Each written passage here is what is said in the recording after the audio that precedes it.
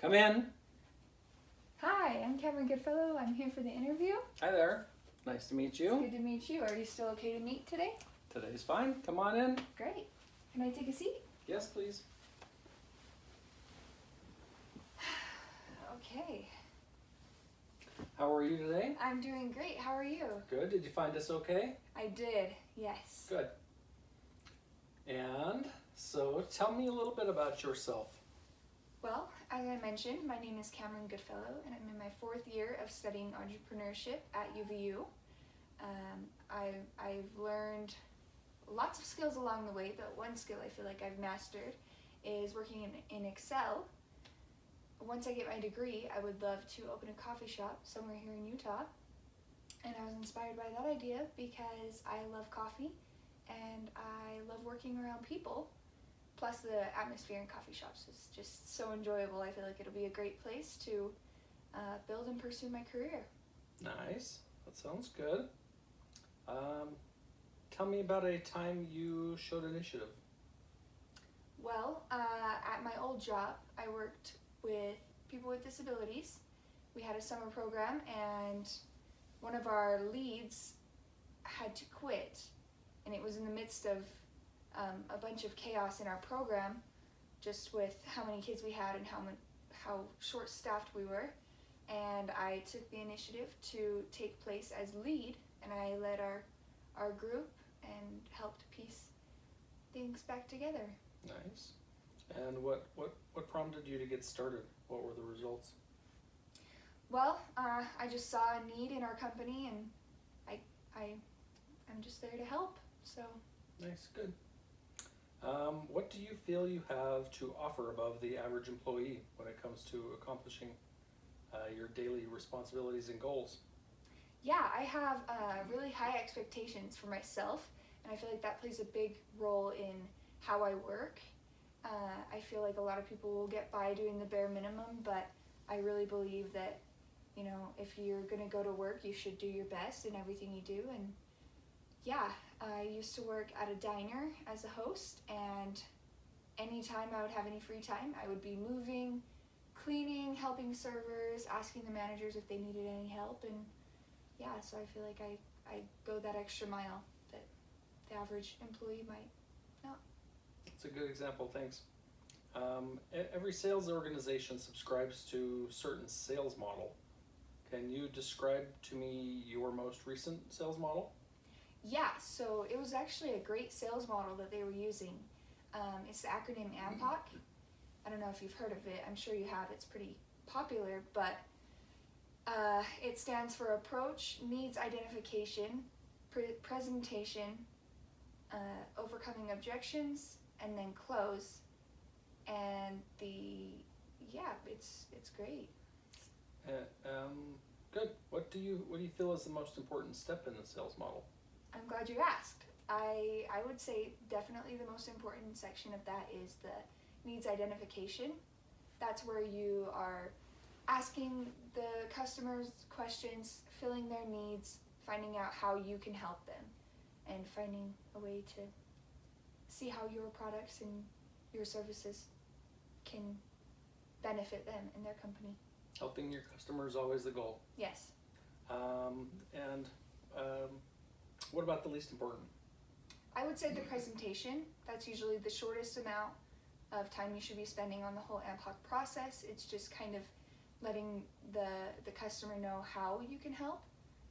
But really the whole process is learning what the customer needs, and then the presentation is showing them how you can help them. And which is still important. They're all very important, but I would say that's the most important. Good. Describe a time when you elevated your level of value you brought to a customer over time. There was a time when I was working as the host at the diner that we would have regulars coming in, and there was one, he would come in every week, and nobody really paid attention to him, and I thought that was kind of interesting. So I made it a point to welcome him and learn his name, and if I had any free time, I would go over and talk with him. We had a little bar set up, and I would go talk to him at the bar and just get to know him and make him feel welcome. And you could tell that that made a big impact on him and his experience at the diner. So I would say that was You probably turned him into a customer for life at that point. hopefully. Nice. Tell me about a time when you identified a new or unusual approach for addressing a problem. So at my other job with Rise, working with people with disabilities, there was one client who was nonverbal. He was new to our company and he needed our services. And he was one of the more challenging ones. Not a lot of people were willing to work with him because he was more on the aggressive side, and he often would take off his clothes in public and things like that, and nobody could really figure out how to help him. But I stepped forward and I worked with him, and it seemed to go pretty well, but I still couldn't figure out how to get him to comply with things like not taking off his clothes. But there was one day he tried taking off his clothes, and I found a way to get through to him, and I found out that he is actually Hispanic, so he just didn't understand what people were saying. So by using my observing skills and by thinking about how he is communicating nonverbally and how he's responding to the things that we're saying, I was able to figure out that it was just a barrier with the language and communication. Nice. And what was kind of the outcome? How was his experience there after that? It was great. Yeah, we got him to listen so much better. We found people that were able to speak the language a little bit better than me, and it was really good for him and really good for us as well. Nice. Good to hear. Can you describe for me a corporate strategy or resource which you maximize to have a positive impact on your territory's business? Yes. So our corporate used a bunch of training programs. Most were online, some were in person, usually in a group setting, and those were very helpful for the kind of job that I was in with the people with disabilities. You have to know how to handle certain situations that might be hard to deal with or hard to know how to manage. So we used a lot of Nice. trainings. What have been the top 3 resources provided to you to get the job done? So in those trainings, I would say the top 3 that were most helpful to me included one training about seizures. I had a lot of clients afterwards that I needed to know how to deal with seizures and how to respond and help them. So that one was very helpful. There was another one about CPR, which was also very helpful, especially with those seizure clients, because you never really know if they're going to become unresponsive. And then there was also this behavior response class that we took. And that was also very helpful for learning about prompting and the weight strategies and how to get the maximum results from your communication with them, so you're not having power struggles and things like that. That's cool. That's good to have a lot of good resources that get you prepared for your job. Definitely. Were there any resources provided to you that were not helpful or did not give you value? I would say all of them were very helpful, and I wouldn't prefer to have less. I think that the more resources you can have, the better. But I will say that it felt like the in-person trainings were a bit more insightful, just because they helped us navigate different situations that we might be in.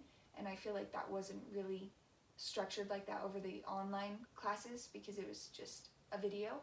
But in person, they give you different situations that you have to figure out on the spot how to deal with. So that was helpful. Nice. You sound like a very useful employee, very, very helpful and very, very thoughtful. I appreciate that. Thank you. Can you recall a time when you were less than pleased with your own performance? Yes, it was actually recently in school. I was learning more about AMPOC, actually. We learned about AMPOC in my sales class as well, so it was kind of cool to see that in a classroom setting. But we had to do videos of us practicing the process, and I did not do very good with my sales call practice, so I made that my new goal to practice until I mastered that sales call for future. Nice. Share a time when you were able to directly attribute your probing skills to solve a problem with a difficult customer. Well, in Rise, my first job, we really needed to use probing skills to figure out what our clients needed and how to help them best. A lot of times that's really difficult because they don't really know how to express what they need, so you really have to use all of your senses, especially observing those nonverbal cues or outbreaks, things like that. So using my probing skills was a very regular thing at that job, and it really helped me to figure out how to help my clients best. Good. I like that you've got some business plans, things that you want to do in the future. Can you tell me a little bit about your most, your business plan? Yeah, so I haven't come up with an exact location that I would like to put my coffee shop. I do know that I want to narrow it down to Utah. Maybe thinking about franchising a bit in the future. That would be ideal. And this goal is set out for the next 5 years. After I finish school, I'm going to get started on that business, but I'm right now focusing on finishing school before I start the entrepreneurial process. But yeah, within 5 years, I would like to have my coffee shop up and running, or at least in the making. Good. How is your plan organized and implemented? How is my plan organized? Yeah, do you sort of have like a layout of steps you want to take to reach your goals? So I have a good networking program. I've been following lots of groups and going to events and seeing how I can be a good small startup business owner. And I've been kind of just starting with that, looking into coffee shops and things like that, kind of just getting insight from other places. And yeah, that's kind of where I'm at the moment. Good. Describe a time when you took it upon yourself to make a change to your business plan. To make a change to my business plan? How did you come across anything that made you think, oh, okay, I need to do something different?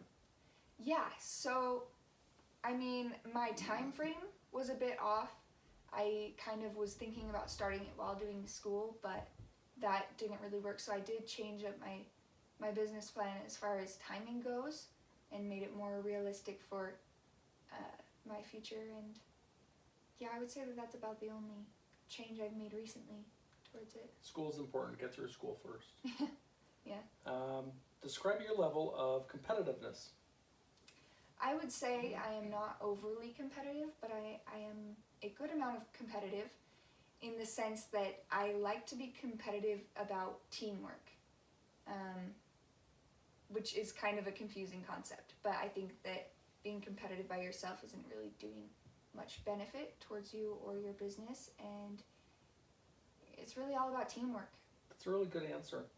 Thank you. Tell me, maybe you can give me an example of a time where your competitiveness helped you achieve better results. Yeah, so it was actually an event that I did a couple of years ago called the Questival. I think it's a local thing, but basically you get a group of people together and you go and do these little tasks and quests around the city, and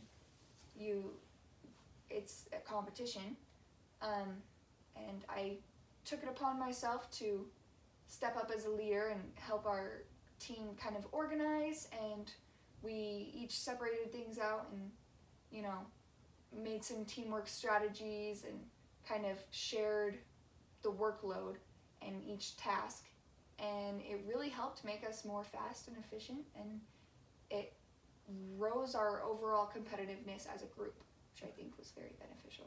And your team did well? We did very well. Yeah. Good. That's good. I don't think I have further questions. Do you have any questions for me? I do have one question for you. I was wondering if you could tell me a bit about the culture that you have at your organization, what the culture is like.